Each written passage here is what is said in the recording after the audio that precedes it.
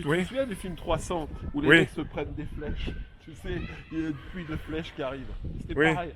Mais là, c'était des projectiles de toutes sortes Bah oui. qui étaient lancés par les Black Blocs, par tous les gens qui étaient Parce que énervés. c'est bien de savoir filmer, mais après il faut se trouver au bon moment, au bon endroit, quoi. Ça tu sais faire. T'as compris t'as compris quand même. Bah moi, ce T'es que là j'avais surtout souvent. compris, Ouais. ce que j'avais surtout compris ce jour-là, Ouais. c'est que j'étais pas presse à cette époque-là Ouais, encore, indépendante. C'était le 16 mars, hein, c'était violent quand Ouais, même. je sais plus, mais en tout cas, je suis 2019. pas d'accord. Mais tout ce que je sais, c'est que il y avait un kiosque à journaux qui était juste en face du Touquet. Ouais. J'étais brûlait. en train de filmer comme ça. Il y Ouais. avait l'autre kiosque qui était en train de brûler. Ouais. T'avais les jeunes, et puis t'avais les moins jeunes, les blacks et tout ce que tu veux. Et ça a volé, mais le kiosque m'a sauvé, quoi. Parce que t'avais des trucs. Attends, zéro casque, zéro lunettes, zéro rien, tu vois ce que je veux dire, tu sais de quoi je parle, Ouais, oui. parce que tu fais les mêmes. Ouais, mais j'étais pas loin. Ouais. Voilà. Je me souviens de ce jour-là.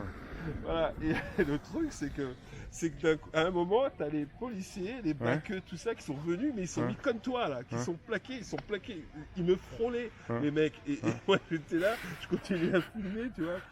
C'était. C'est ça qui est dingue, c'est que je t'ai pas filmé, je filme autre chose. Mais ce qui est dingue, c'est que bah tu côtoies la police, qui peut te frôler, qui peut peut-être des fois te taper, même sans vouloir te taper. Mais tu peux, il y a beaucoup de gens qui se croisent et tu fais ton taf, la police fait son taf. Mais c'est un délire des fois, c'est une sorte de balai impossible. On est tous fichés. Tu penses à ça là? Oui. Mais c'est évident ça, Rémi. Combien de fois t'as été filmé? Moi je sais qu'à chaque fois il filme, et déjà, même sans penser à une fiche. Combien de fois t'as enregistré aussi? T'as vu comment je suis habillé dans les manifs? Je suis habillé tout en noir. D'accord? Je suis habillé tout en noir. Le joueur de football américain avec les protections, t'as. Voilà, il y a certains mecs qui se foutaient de ma gueule, tu vois, dans la presse et tout. Regardez. Ça t'a aidé, non?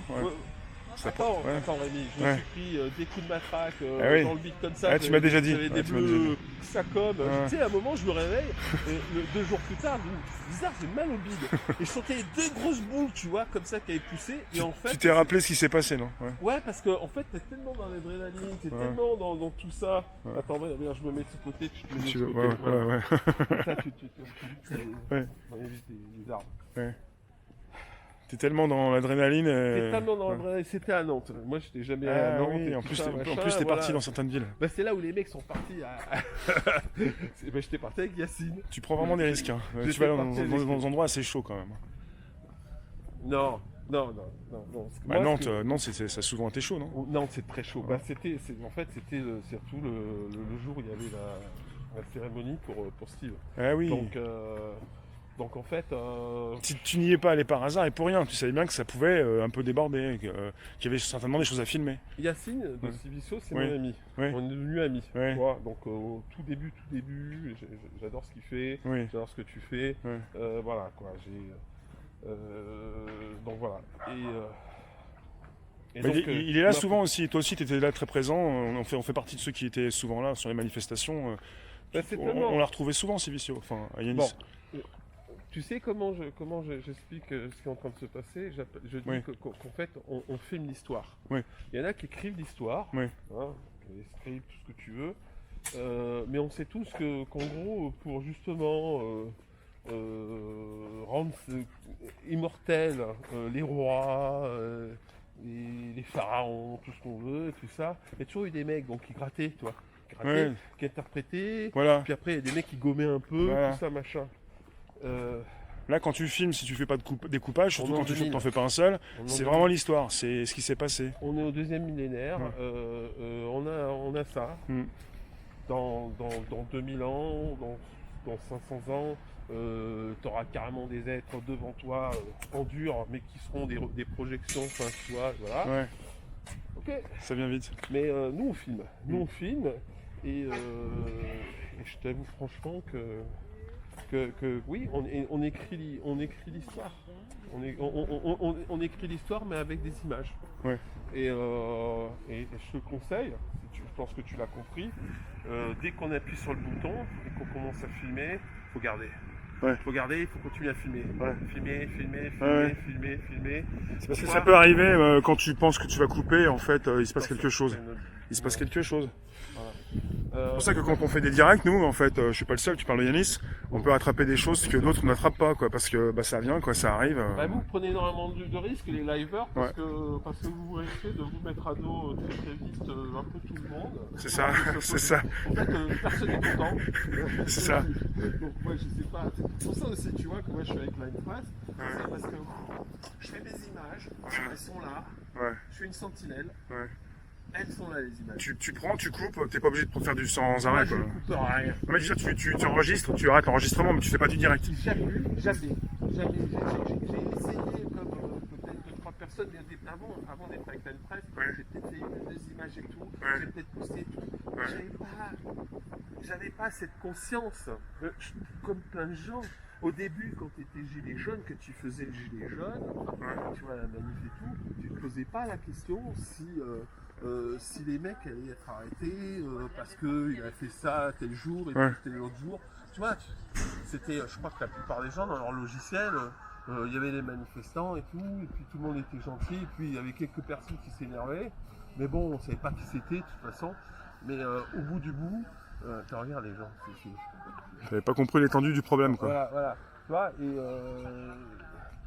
attends, le travail, moi j'ai vu des syndicalistes, des mecs avec leurs banderoles et tout, se faire matraquer, se faire gazer, tout ça, on était tous comme des cons, et puis d'un coup, il y avait des moments de panique, les gens fuyaient, et s'enfuyaient parce qu'en fait, ils étaient traumatisés.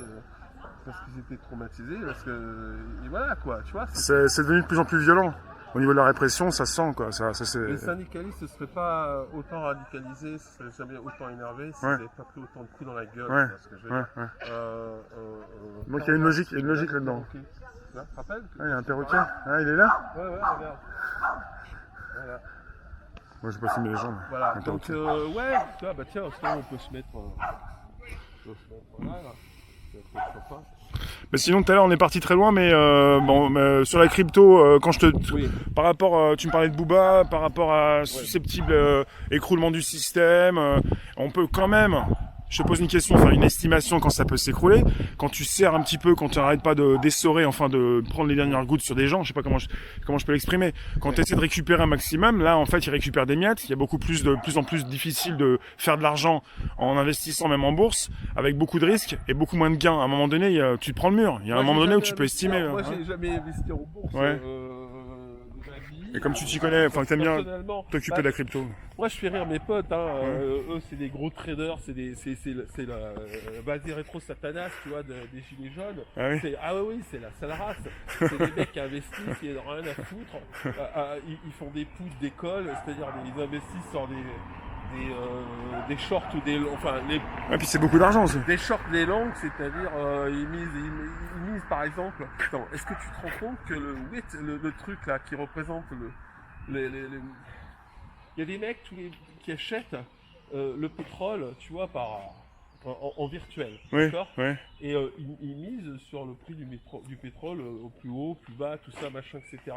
Ce truc était négatif hier. Négatif.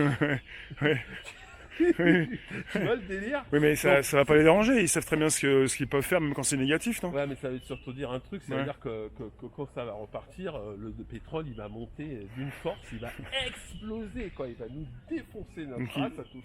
Parce que là, personne veut du pétrole, parce que tout le monde... C'est comme si tu avais rempli le plein dans ta bagnole, tu vois, et puis après tu avais fait un truc illégal, tu avais mis encore en plus, tu avais rempli la baignoire, tu vois, des containers et tout, machin. Les mecs, au bout d'un moment, ils en peuvent plus, quoi, tu vois. Bientôt, on va éteindre les incendies, tu vois, avec des camions de pompiers, tu vois, avec du pétrole dedans, tu vois. Non, mais à l'heure actuelle, le pétrole coûte moins cher que l'eau, tu vois. Ben oui, mais oui. Sauf qu'en France, avec toutes les taxes et tout, ça coûte plus cher, d'accord. Mais à l'heure actuelle, oui, le pétrole, on te le donne et on te supplie de le récupérer parce que ça coûte beaucoup plus cher de le stocker et de le garder que d'utiliser. Et je voyais mes potes là, sur un groupe WhatsApp là, de kryptoniens, mais qui misent sur tout aussi. Et ils me disaient, mais regardez ce qui se passe, c'est la folie, tout ça. Les mecs, ils hallucinaient. Même eux, tu vois, parce que personne n'a vécu ça. Jamais le pétrole a été en négatif. Tu vois ce que je veux dire. Donc, si les mecs, ils n'arrivent pas à comprendre qu'on est en train de vivre un truc au-delà de l'exceptionnel, je faut rien faire pour eux. C'est, Ouais, mais niveau crypto, je te coupe, mais niveau crypto, il y a même des personnes qui se posent des questions et se disent mais c'est une vaste escroquerie, on ne sait pas qui a créé le Bitcoin, c'est un groupe, c'est une Satoshi personne. Nakamoto. Est-ce qu'ils peuvent pas, est-ce qu'il n'y a pas une porte d'entrée dérobée, tu vois, il y en a beaucoup qui se posent des questions, qui craignent pour une arnaque, tu vois. Je vais t'expliquer ce que moi je sais, que j'ai compris, en tout cas que je pense avoir compris, Oui. savoir. Oui, Mais bon, il y aura toujours des petits malins qui sont en plus que moi. oui, Bref, il y aura toujours des mecs qui vont dire ah il dit n'importe quoi et tout, j'en ai rien à foutre. Moi c'est ça que j'ai compris, ok?